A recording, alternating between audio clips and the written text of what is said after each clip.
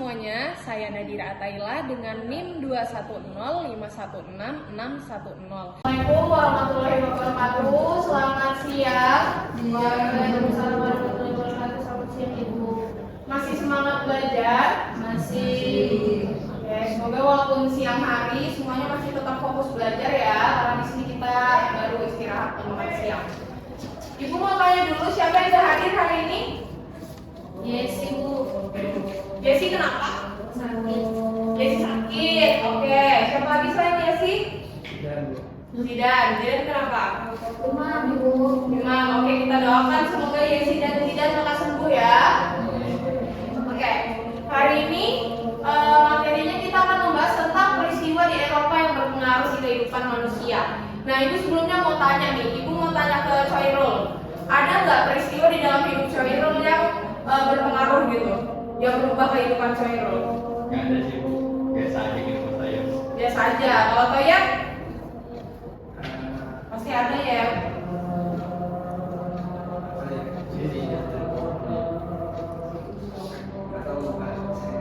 Saya pernah jatuh dari pohon. Oh nggak pernah. Dian gimana? Pernah. Apa? Satu kejadian yang merubah kehidupan Dian. Apa? Lupa. Oh, oke, lupa. Jadi sama ya kayak di dalam sepanjang kehidupan kalian di Eropa itu pernah ada peristiwa gitu yang merubah keadaan Eropa hingga sampai ke Eropa yang seperti sekarang ini. Nah, di sini ada kompetensi dasar dan tujuan pembelajarannya. Ibu harap bisa dibaca sendiri. Untuk materi pembahasan kali ini kita mau bahas tentang apa sih? Yang pertama itu tentang Renaissance. Apa sih peristiwa Renaissance itu? Lalu yang kedua, merkantilisme. Apa yang dimaksud sama merkantilisme? Yang ketiga, reformasi gereja. Kenapa bisa terjadi reformasi gereja? Lalu Aufklärung, apa yang dimaksud sama Aufklärung? Dan yang kelima, revolusi industri. Apa sih yang menandai lahirnya revolusi industri di Eropa? Nah, jadi sebelum itu ada apa sih di Eropa sebelum munculnya peristiwa berpengaruh? Sebelum terjadi peristiwa berpengaruh, Eropa itu memasuki fase abad ke-8 gitu. Ada yang tahu nggak fase abad ke-8 di Eropa itu gimana? Satu orang coba angkat tangannya. Nurhaini, gimana? Abad ke-8 di Eropa itu gimana sih? Lupa. Oke. Jadi abad ke-8 itu istilah lainnya itu abad pertengahan. Kalau bahasa Inggrisnya Medieval Age. Nah, di Eropa setelah jatuhnya Kekaisaran Romawi Barat gitu ya, jatuhnya Konstantinopel yang menjadi ciri khasnya ditandai dengan kemerosotan ekonomi, moral, intelektual, dan budaya. Sebelum itu, di sini ada faktor pendorong terjadinya peristiwa berpengaruh di Eropa. Yang pertama ada feodalisme. Jadi pengaruh raja-raja atau kerajaan pada saat abad ke-8 atau pertengahan itu sangat feodal gitu ya. Sangat rajanya itu benar-benar apa ya, pengaruhnya itu diktator sekali. Lalu ada kasta sosial. Jadi manusia-manusia pada masa itu dikelompokkan berdasarkan kasta-kasta sosial. Nah, habis itu ada dominasi gereja pada abad pertengahan karena ilmu pengetahuan belum berkembang. Jadi semua orang itu pada bahasanya maniak agama gitu. Hanya percaya apa yang dikatakan oleh gereja, pastor, dan kitab-kitab pada saat itu. Lalu ada wabah Black Death. Ini adalah epidemi atau pandemi yang terjadi selama masa abad pertengahan gitu, atau disebut juga wabah pes. Nah, jadi di sini apa sih kesimpulannya? Apa sih Renaissance itu? Renaissance artinya dari kata re itu kembali, dan naître yang artinya lahir. Jadi Renaissance itu artinya kelahiran kembali dari yang sebelumnya Eropa itu pernah berjaya di masa Romawi kuno, dia terlahir kembali gitu setelah abad ke-8, lahir kembali lah ilmu pengetahuan dan sebagainya. Nah, jadi kembali ke kebudayaan Eropa klasik, mengangkat dari kebudayaan yang sebelumnya sudah ada, Yunani kuno, Romawi kuno gitu. Dengan lahirnya pemikir dan seniman Eropa yang membuka ide lama yang ditinggalkan oleh bangsa Yunani dan Romawi, baik dalam bentuk pemikiran, karya seni, dan arsitektur bangunan. tokoh-tokoh Renaissance. Ada Petrarch, Michael Copernicus, Johannes Kepler, Galileo Galilei, Leonardo da Vinci, dan Michelangelo. Oke, Ibu mau ajak kalian nonton video dulu. Tolong disimak baik-baik videonya tentang abad pertengahan di Eropa. Hello friends, welcome to a new Happy Learning video. Today, we're going to meet the era of castles, kings and queens, noblemen and vassals. Today, we're going to get to know the medieval ages.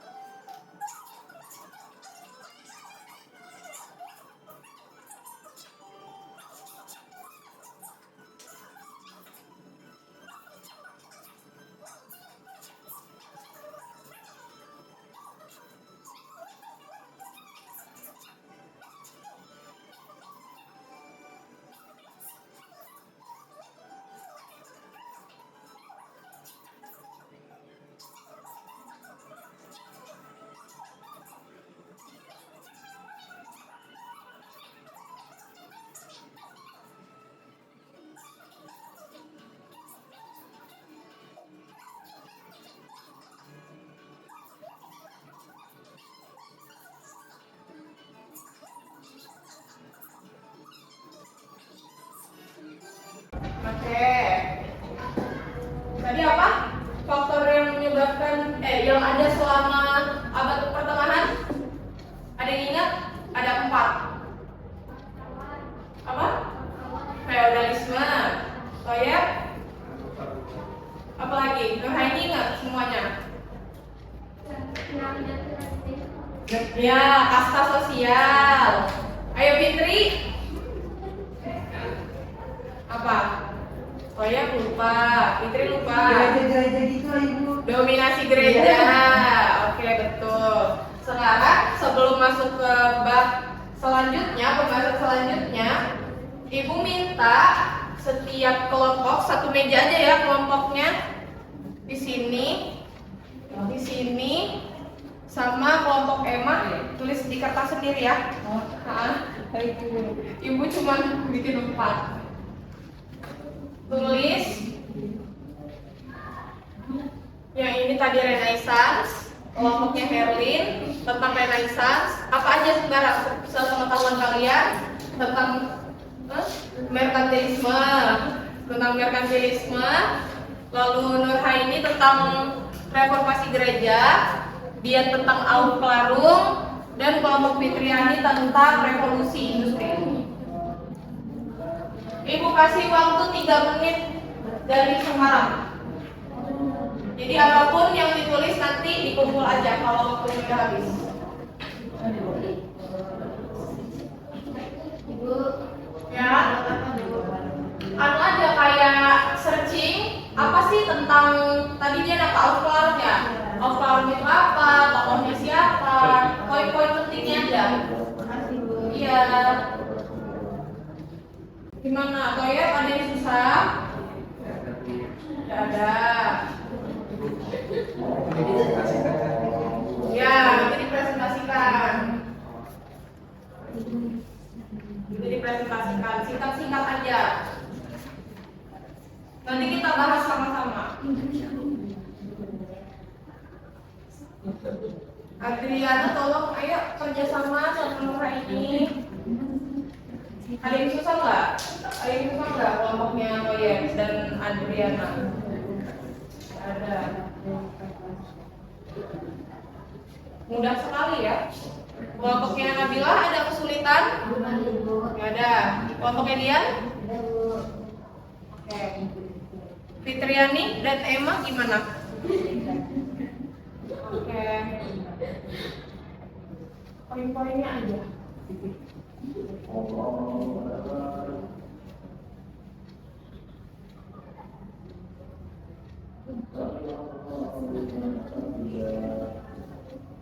Ini kayak apa tentang reformasi merkantilisme ya. Siapa tokohnya merkantilisme? Terus merkantilisme itu apa?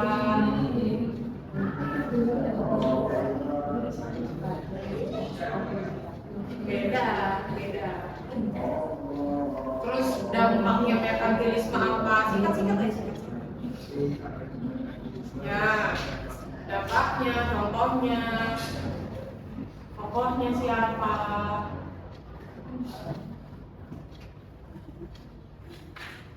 Oke, sudah? Sudah, oke. Sudah ada yang belum?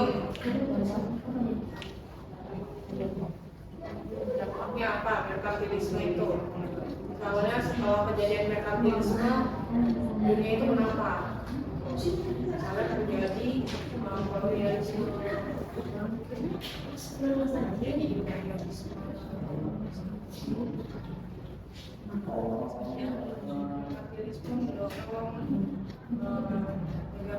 Sudah Ibu, sudah. Oke Emma sudah. Nurhaini sudah. Kelompoknya Dian sudah. Sedikit lagi kelompok Dian kita tunggu ya. Kelompok Nabilah juga sedikit lagi.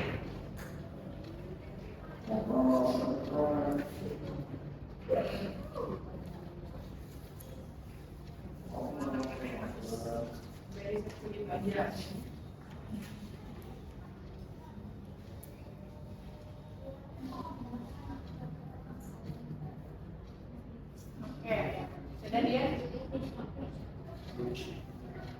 Al-Farum tokohnya siapa? Terus Al-Farum itu apa? Disebut apa? Terjadinya di mana misalnya?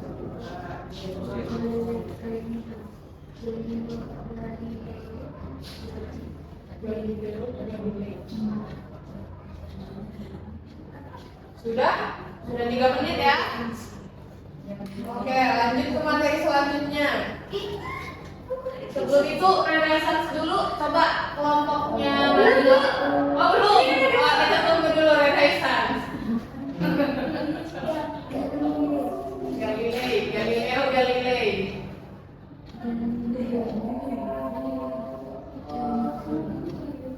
Da Vinci, Michelangelo.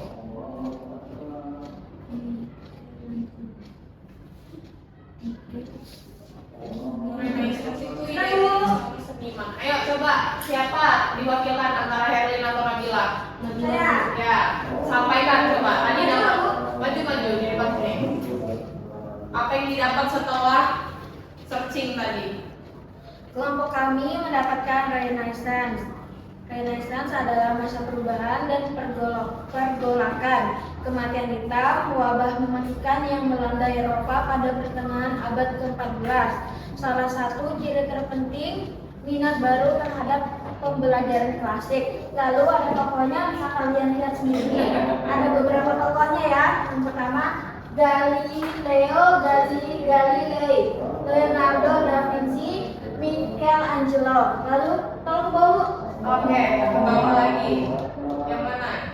Oh, nggak kelihatan. Segitu aja. Ya. Jangan bisa melihat wajahnya sendiri ya. Itu boleh dapat. Oke, terima kasih. Tepuk tangan dulu sama-sama. Oke, selanjutnya kita bahas tentang merkantilisme. Siapa yang maju tadi? Kelompok Toyet. Silakan maju dulu kelompok Toyet. Dijelaskan apa yang didapat tadi. Kalau tokohnya cuma satu nggak apa-apa kan? Nggak apa-apa. Jadi kelompok kami itu membahas merkantilisme, dan merkantilisme ini sendiri adalah yang menyebabkan bangsa-bangsa di Eropa melakukan kolonialisme. Terus dampaknya itu di bidang industri dan juga meningkatkan keterampilan. Oke, terima kasih. Ada lagi saya? Tokohnya Jean Bodin. Jean Bodin. Oke, siap. Ya, betul ya tadi sudah disampaikan sama Toya. Apa sih merkantilisme itu? Jadi merkantilisme itu kalau dalam bahasa Inggris diambil dari kata merchant. Merchant itu artinya pedagang. Nah, jadi di masa merkantilisme itu isme itu paham ya, paham atau sistem kebijakan ekonomi tujuannya itu untuk meningkatkan kekayaan suatu bangsa dan mereka diatur oleh pemerintahan. Nah, jadi latar belakangnya selama era Renaissance bangkit kepercayaan terhadap kemampuan manusia, intelektualismenya berkembang, terus tuh otomatis manusia mulai serius memikirkan kesejahteraan dan kekayaannya. Jadi sistemnya merkantilisme tuh pada saat itu begini. Ini ada negara induk,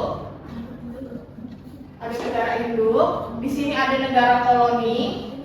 Koloni ini berarti negara yang dijajah sama negara induk ya. Koloni. Nah, dari koloni ini menyetorkan hasilnya ke negara induk, hasil dari negara mereka gitu. Mereka saling memanfaatkan gitu ya, negara induk memanfaatkan negara koloni, tapi negara koloni antar negara koloni tidak boleh saling memanfaatkan gitu atau berdagang begitu. Nah, tokoh-tokohnya tadi disebutkan Toyek satu, ada Jean Bodin, ada Thomas More, Jean Baptiste Colbert, dan Antonio Serra.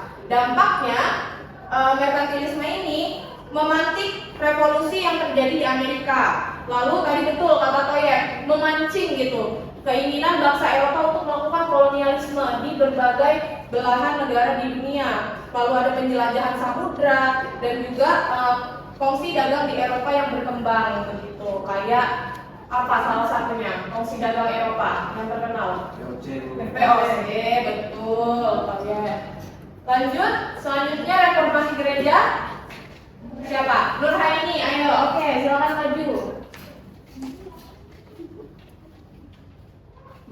Nah, jadi reformasi gereja itu sebuah upaya perbaikan dan kembali pada ajaran gereja yang lurus. Tokohnya itu ada Martin Luther sama William Tyndale. Dampaknya terbelahnya agama Kristen menjadi beberapa aliran. Terus latar belakang terjadinya reformasi gereja ini karena Martin Luther tidak setuju dengan kebijakan gereja Katolik Roma pada saat itu yang memperjualbelikan surat pengampunan dosa serta pihak gereja yang melarang orang biasa itu untuk membaca Alkitabnya sendiri, Bu. Oke, tepuk tangan untuk Nur Haini. Betul. Mengapa terjadi reformasi gereja? Tadi sudah dijelaskan karena sebuah gerakan pembaruan terhadap gereja Katolik ya. Jadi waktu itu pada masa kegelapan didominasi oleh kekristenan Katolik gitu. Nah, dampaknya setelah reformasi gereja terpecahnya aliran Kristen, yaitu terbagi menjadi Kristen Protestan dan Katolik. Yang awal mulanya akibat dijualnya surat pengampunan dosa atau yang disebut indulgensi oleh Paus Bonifacius gitu. Tokohnya ada Martin Luther dan akhirnya muncul aliran Lutherisme dan juga ada John Calvin, ada Kristen Calvinisme juga, lalu ada Raja Henry VIII yang memunculkan aliran Anglikan gitu. Nah, di sini pada saat reformasi gereja itu Martin Luther memangku 95 dalil di depan pintu atau tembok gereja Wittenberg di Jerman. Jadi dalam 95 dalilnya terdapat daftar tuh penyimpangan-penyimpangan yang dilakukan oleh gereja, termasuk para pastor, mulai dari imam, uskup, kardinal sampai paus. Begitu. Lanjut, Aufklärung. Siapa? Dia Intan. Intan yang maju. Iya, ayo Intan. Kami membahas mengenai Aufklärung yang dimana di sini yaitu masa pencerahan yang menerangi Eropa. Kemudian ciri-cirinya penekanan pada akal budi, semangat ilmiah, kepercayaan pada kemajuan, kemudian ada toleransi dan kosmopolitanisme. Terus pengaruhnya itu revolusi politik, perkembangan ilmu pengetahuan, perubahan sosial, kemudian tokohnya itu ada John Locke. Oke, terima kasih. Apa sih itu Aufklärung? Nah, jadi tadi udah disebutkan Intan ya, Aufklärung adalah masa pencerahan gitu. Jadi kalau Renaissance itu peralihan dari zaman kegelapan ke modern yang dianggap sebagai masa kelahiran kembali dan kebalik ya, kelahiran kembali dan pencerahan. Nah, Aufklärung ini adalah masa pendewasaan gitu. Ibaratnya Renaissance itu remajanya, dewasanya adalah Aufklärung. Berasal dari bahasa Jerman yang berarti pencerahan atau dalam bahasa Inggris disebut enlightenment. Nah, jadi tokohnya tadi salah satunya John Locke. Munculnya berkembangnya ilmu politik gitu ya, seperti John Locke disebut bapak liberalisme, ada Isaac Newton juga, J.J. Rousseau yang disebut bapak demokrasi, Voltaire dan Francis Bacon. Foto-fotonya ada di situ. Nah, selanjutnya yang terakhir Emma atau Fitri yang maju. Oke, Emma, ayo.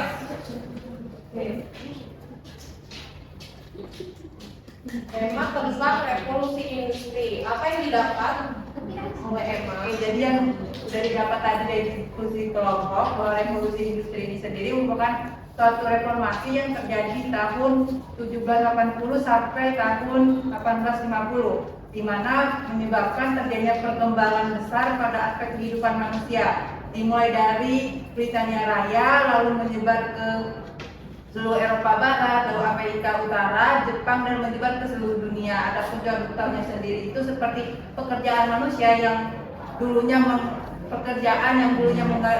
mengandalkan tenaga manusia diganti menjadi mesin. Itu saja. Oke. Betul ya, Mas Emma. Tadi revolusi industri yang awalnya dari manusia mulai digantikan oleh mesin karena terjadinya perubahan yang besar dan cepat, maka disebut revolusi dalam bidang industri. Jadi mereka mulai memproduksi barang dan benda secara massal gitu. Ditandai dengan penemuan mesin uap dalam proses produksi barang ditemukan oleh James Watt di Inggris. Oke, pembahasannya udah habis. Sekarang ngantuk nggak? Ayo Nabila, Nurhaidi, kakek ya? Iya, Bu. Kita main game saja ya kalau gitu ya. Oke. Ibu punya quizzes di sini. Coba kalian, nah ini coba masukin kode dulu. Kenapa? Kelompok atau individu? Iya, berkelompok ya. Ibu bagi kelompoknya per meja aja. Kayak tadi lagi, satu kelompok satu meja. Belum ada. Jadi apa? Ini bisa nggak anunya? Kode. Ada kodenya atau ibu kirim linknya ya? Sebentar. Itu yang Ibu udah bilang marah-marah Ibu. Ayo Nabila, Emma bersabar. Bisa? Belum. Aku mau banget. Kita coba main games dulu. Tadi kan udah dijelaskan tuh. Udah kalian cari juga, jadi pasti paham ini gamesnya ini. Pasti gampang ini.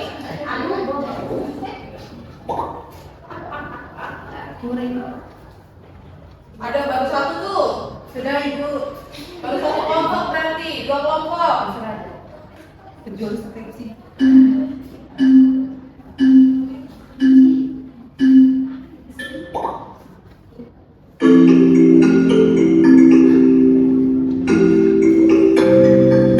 Ayo, yang lain mana? Harusnya ada 5 ini. Oh ini harusnya.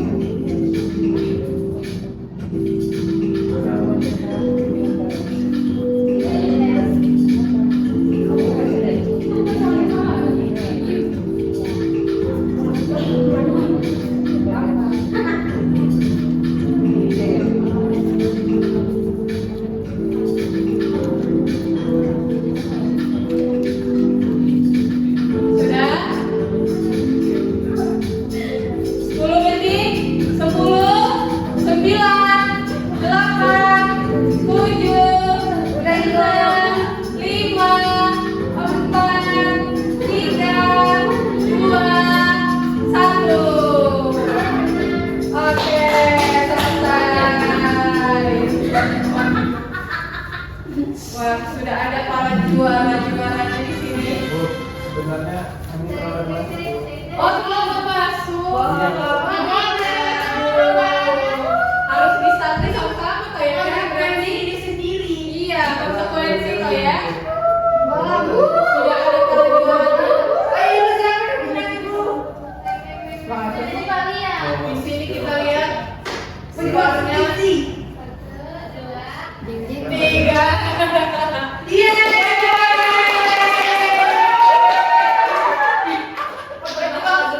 Juara 1 Nuren, kelompok Nuren Nurhaini. Siapa? Kuek juara 3.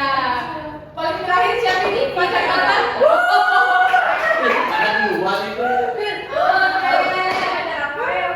Juara 1 dari kelompoknya Emma dan Vita ya. Nanti rewardnya diambil sama ibu setelah kelas ya. Oke.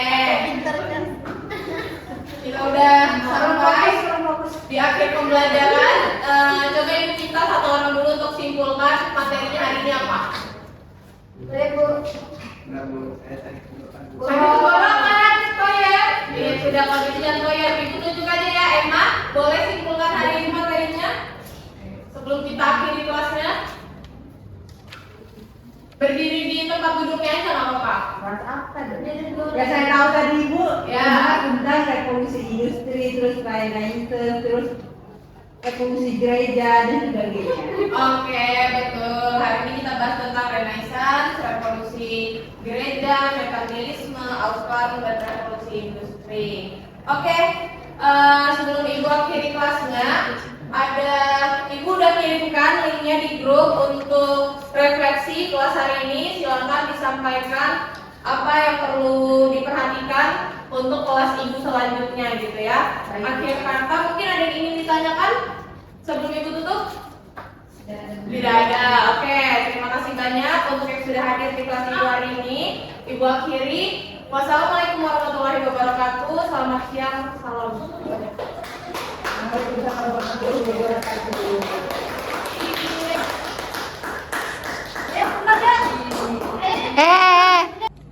Nah, itu tadi simulasi pembelajaran dari saya. Sekian, terima kasih banyak telah menonton. Dah.